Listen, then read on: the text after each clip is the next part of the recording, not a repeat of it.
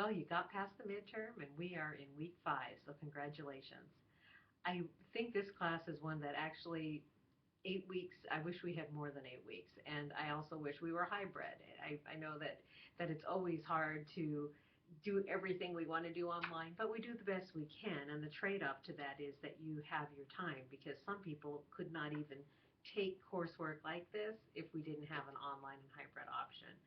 But to a point I want to bring up on that is that we would like to, my colleagues and I would like to schedule another meeting where we get together, this time not as a meet and greet, but kind of a workshop to work with you on social media and writing for social media and getting accounts of various new things that have come up that we found in social media as well.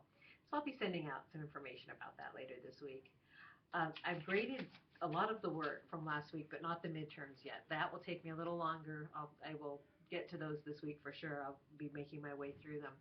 But I think that the chapter you're in this week is an incredible one and very, very important. You know, communicating in business is something that those who have not taken public relations classes are often thrown into a position where they have to communicate in writing in a business setting, and or in a personal setting or nonprofit as well, but where you have to either give good news or bad news through a communication piece or write a memorandum. And when you're not really trained at all the fine points of that type of communication, it can be disastrous. I have sat many times with colleagues or with students, when I was coaching the undergrad students over on main campus, who were writing letters to follow up on an application or for a resume, kind of a cover letter, or just dealing with situations that had come up that they needed to communicate in writing on.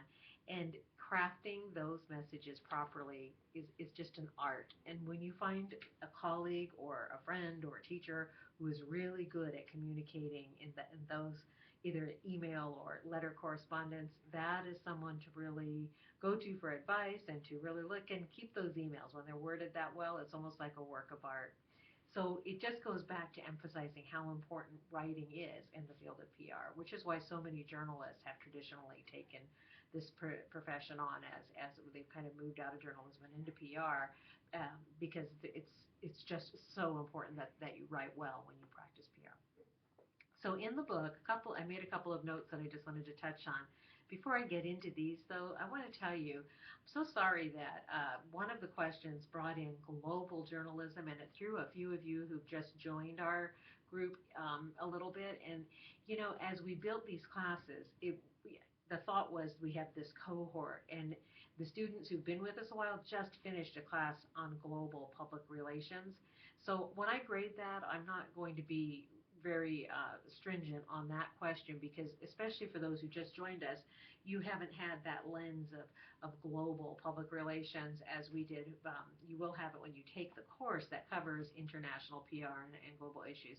So I really meant the question to be more of just from your experience, how do you think? Because even if you haven't practiced PR in an international setting, you do, just through your contacts on the internet and the things that come at you from media, you have exposure to how so many businesses have gone global and how there's just a whole different feel of things, and especially if you've traveled abroad. So was looking in that question that addressed globalization and international PR. I was looking more from your opinion on that, for your perspective, based on the information in the text, thinking about that, taking that into the global marketplace. So I will probably modify that question for future classes, and I know a couple of you wrote me an email about that. I just want you to know there's never a trick question. If something's unclear, do ask, and I'll be happy to clarify. In 8 weeks, we don't have time for quick trick questions. It all has to be pretty straightforward. But in the business communication section, I actually put it in the folder this week, and a part that the page that was within the chapter, I copied a part of it on writing good news. Delivering good news is strategically important within the communications and public relations field. I'll always remember Milton Stone, one of my bosses who I worked for in real estate PR years ago in Upland, and he one time, I was trying to write a letter for him that he asked me to draft to a client about the fact that he had really negotiated this deal for them in real estate.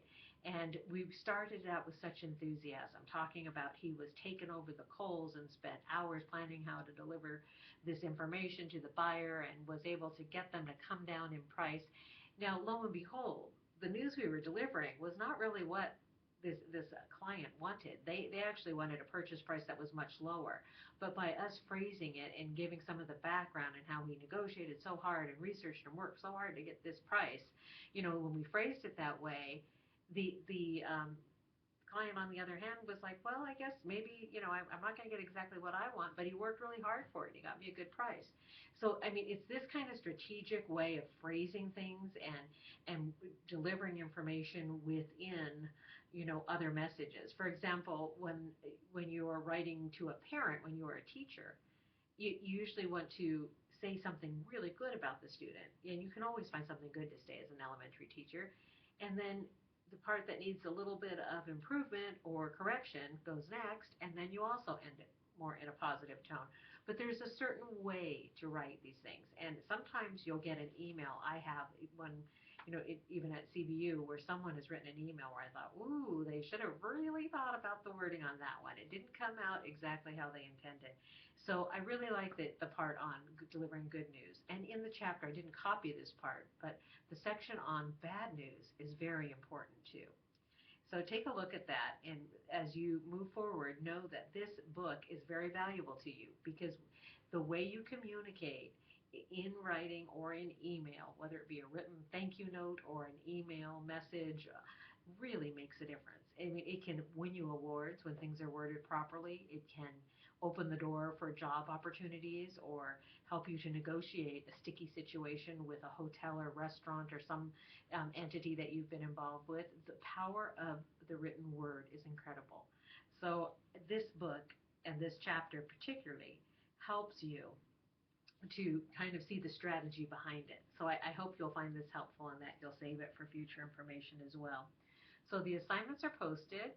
I'm going to be sending you out an email because we want to plan a get-together. My colleagues and I would like to have a get-together where we do kind of a workshop on social media and help you all to, if you don't have Twitter and Facebook and LinkedIn set up, or you haven't used it to its full benefit, that maybe we can help you with that. So I'll be sending out an email about that this week. My door is always open here at CBU too. If you ever want to come in for some coaching, or if you want to do a WebEx or Skype conversation, or just a telephone call, I'm happy to help you with anything that you might need help with. So I hope you have a great week, and stay healthy, and I'll talk to you soon.